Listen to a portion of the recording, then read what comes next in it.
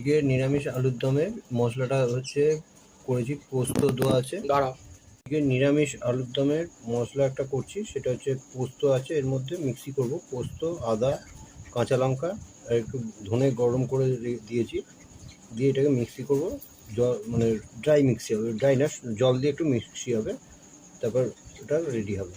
আলুতে নুন, হলুদ আর একটু লঙ্কা, কালার লঙ্কা গুঁড়ো দিয়ে, আলুতে লঙ্কা, নুন, হলুদ আর কালার লঙ্কা একটু দিয়ে মাখিয়ে রেখেছিলাম কিছুক্ষণের জন্য, মিনিট 5-10-এর জন্য।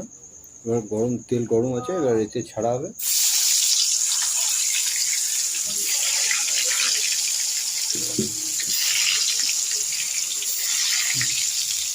আলুটা ভাজা হয়ে গেছে, এবার আলুটাকে তোলা হবে। আলুটা এবার তুলে ফেলা হচ্ছে।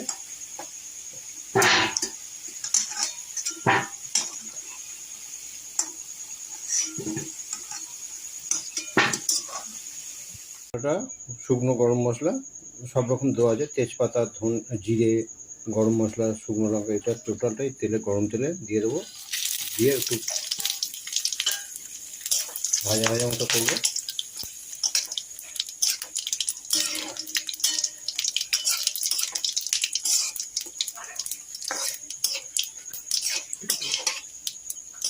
এর মধ্যে আলুগুলো দিয়ে দিলাম।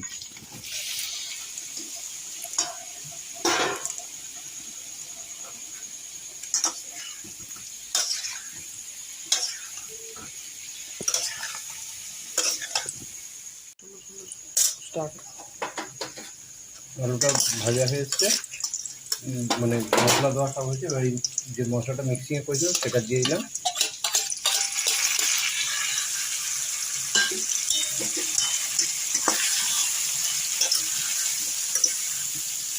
দিয়ে এবার এর মধ্যে মশলার যে জলটা, যেটা আলু টালু সব দেওয়া ধুয়ে মানে দিয়েছিলাম, নুন হলুদ দিয়ে আলু দিয়ে করেছিলাম, সেই মশলার জলটা দিয়ে দিলাম।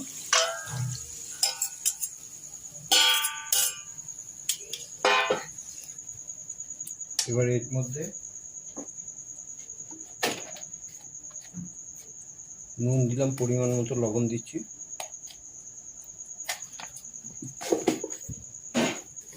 পরিমাণ মতো হলুদ দেব,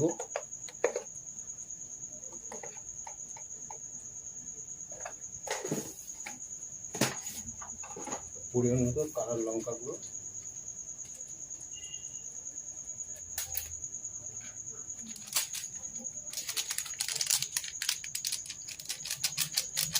কালার লঙ্কা গুঁড়ো দেওয়া হলো।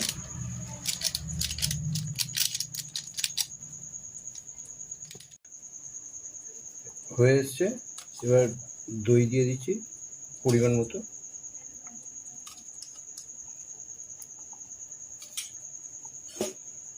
দিয়ে এটাকে একটু নেড়ে দেবো।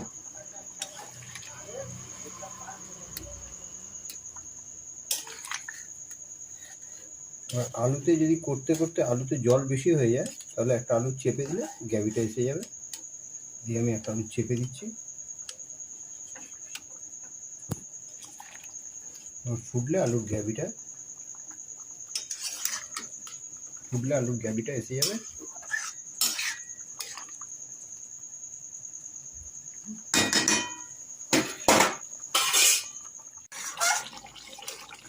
আলুর দম হয়ে গেছে, এবার আলুর দমটা নামানো হবে।